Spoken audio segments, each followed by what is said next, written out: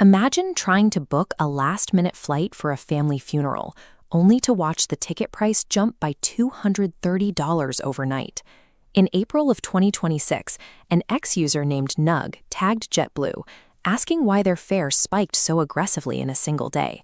The airline's official customer service account replied with an apology for the loss, followed by a very specific piece of advice. Try clearing your cache and cookies, or booking with an incognito window.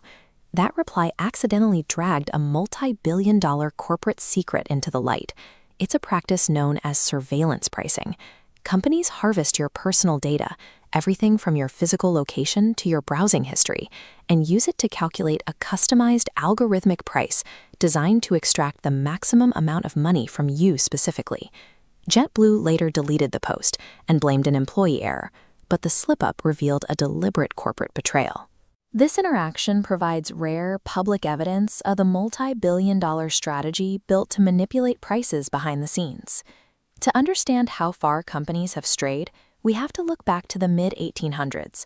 Before this man, John Wanamaker, opened his Philadelphia department store, shopping meant haggling. Wanamaker realized that keeping prices hidden bred suspicion, so he introduced a radical innovation, the physical price tag. If a pair of shoes cost $3, the tag said $3. Every customer who walked through the door paid the exact same amount.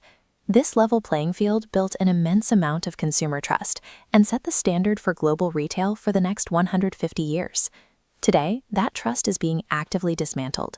Major brands realized they were leaving money on the table by treating everyone equally. By tracking our online habits, our deep desperation, and our urgency, they found a way to kill the fixed price tag and replace it with a sliding scale that always favors the house. For a long time, companies claimed prices fluctuated simply due to supply and demand, but under a surveillance pricing model, the primary variable is you. Take the travel aggregator Orbitz. When their data analysts discovered that Mac users historically spend up to 30% more on rooms than Windows users, the company began actively steering Mac users toward pricier hotel listings. Or look at Target. Local reporters in Minnesota discovered the retail giant was using device location data to alter prices on its own mobile app. If a customer looked up a Dyson vacuum while sitting in their car at the far edge of the Target parking lot, it was $148 cheaper than if they checked the app while physically standing inside the store. Retailers rarely build these systems themselves. They'd hire third-party vendors, companies with names like Pros and Fetcher, who specialize in algorithmic pricing. These middlemen operate massive AI networks that ingest billions of consumer data points to calculate exactly how far a shopper can be squeezed. The algorithms scrape incredibly granular details, tracking your mouse movements on a web page, your past purchase history, or even if your phone battery is dying and you desperately need a ride. All of this feeds into a single core metric, your maximum willingness to pay. These systems isolate you into your own easily manipulated microeconomy. By stripping away market transparency, the algorithm ensures you pay the absolute maximum the company thinks you can afford. When caught, corporations scramble to hide the evidence. After JetBlue scrubbed their viral tweet about clearing cookies, they issued a flat denial, claiming they never use cache data or personal information to set fares. But executives behind closed doors sing a different tune. During a 2024 investor call, Delta Airlines openly boasted about partnering with Fetcher to re-engineer their domestic pricing, testing AI algorithms to see if they could quietly hike fares by $20 or $40 without losing market share. When a group of Senate Democrats caught wind of the presentation and sent a formal letter demanding answers, Delta immediately backtracked, publicly claiming they had no plans to use artificial intelligence for personalized pricing. This chart shows the price discrepancy for a digital grocery cart assigned to two different user profiles under an experimental program run by Instacart. Consumer advocates discovered the company was running secret A/B tests that charged certain users up to 25% more for identical grocery items ordered from the exact same store at the exact same time. Instacart abruptly canceled the program shortly after the investigation went public. These sudden corporate retreats point to a systemic cross-industry cover-up. When multiple Fortune 500 companies deploy these tools and only deny them after a backlash, the pattern of deception becomes clear. The federal government is finally trying to catch up.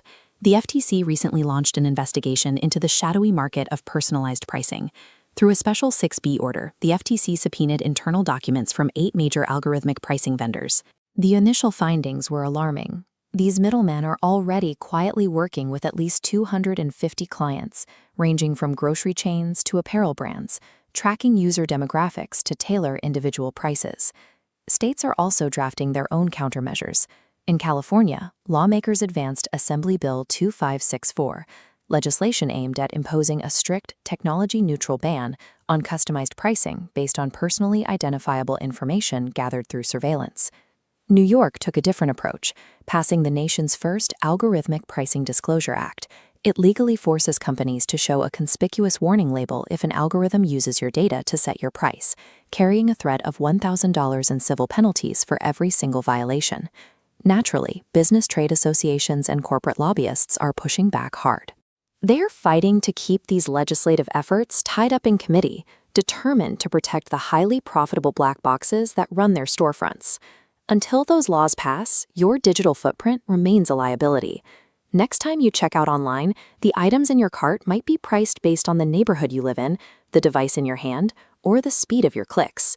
We have to decide if algorithmic pricing is an unavoidable evolution of digital commerce or a predatory tax on our privacy that requires a total federal ban.